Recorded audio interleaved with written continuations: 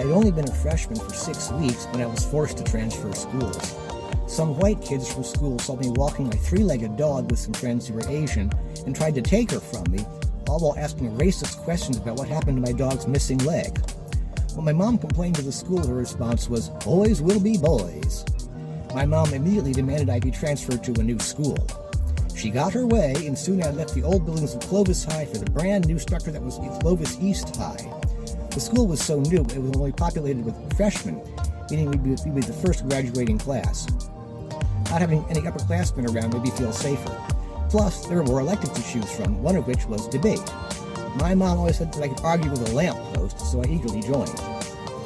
The class was very small. There were maybe a dozen of us in total.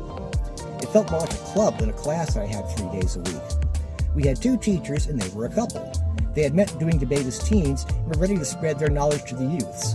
Since I was 6 weeks behind, I was immediately confused. However, my teachers were quick to make sure I felt caught up. Debate quickly became my favorite class. I'd never had teachers who were so relatable and made learning feel effortless. And surprised, they signed us up for a tournament at UC Fullerton. That meant the class would be taking a 4-night trip to LA, including a day at Disneyland. That is, as soon as they received a check from our parents. Clovis East was in a very newly developed part of the Fresno Clovis area. That meant most of my classmates lived way above the poverty line, unlike my mother and me. I wasn't disappointed, though. This has happened many times in my life. I'd grown accustomed to not being able to attend the overnight field trips. So after class, I just told my teachers to take my name off the list. No big deal. I just couldn't afford to go. They were a bit surprised at first. I don't think they were expecting any low-income students. They apologized for assuming that everyone could afford it and told me they would walk to school to see if there was anything that they could do to help. I'd always thought the school decided to pay for me because I was good at debate, but I found out years later that my teachers decided to pay for all my expenses out of their own pockets, an act of kindness I still cherish to this day. Our time at the debate tournament was kind of embarrassing. We were the only all-freshman school of attendance, which meant we were going up against a lot of seniors, and they kicked our ass. Our teachers had given us heads up that we probably wouldn't prevail in any of our meets, but that shouldn't stop us from trying, so none of us were very disappointed. On our last full day, it was time to go to Disneyland. It was my first time there, and I was so excited. My mom had given me $40 to use at the park, and I was ready to see what the happiest place on earth was like. We entered the park and made an immediate detour to the medical station. One of my classmates, Craig, had asthma, and his doctor had given him a note for a wheelchair, so he didn't pick that up before we started. Craig didn't like using the wheelchair and only needed it if we were going somewhere steep. So he allowed us all the benefits of being wheeled around the park. This including cutting to the front of the line on almost every ride. Our longest wait that day was maybe 10 minutes. We got to do in one day what most groups do in 2 or 3.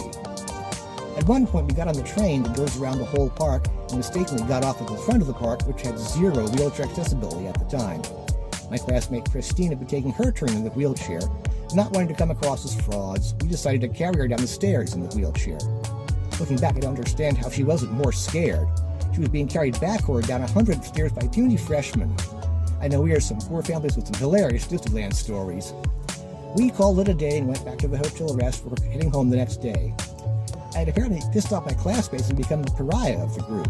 That evening and the trip back were painful because no one would clue me into how I had offended them. It came out later that because I was the only one who stayed with Craig in the wheelchair the whole trip.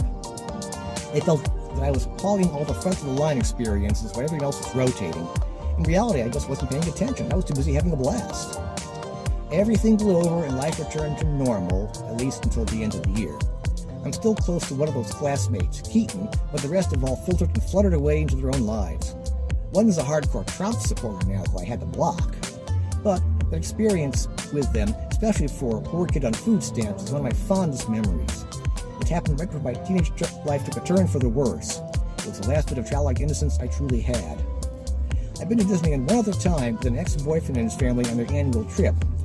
While those 5 days with them were another amazing experience for me, it's incomparable to my first trip there. The glee I truly felt in stepping into this life my classmates got to live. And the only surviving artifact is a grainy photo of my petrified face as I descended down Splash Mountain.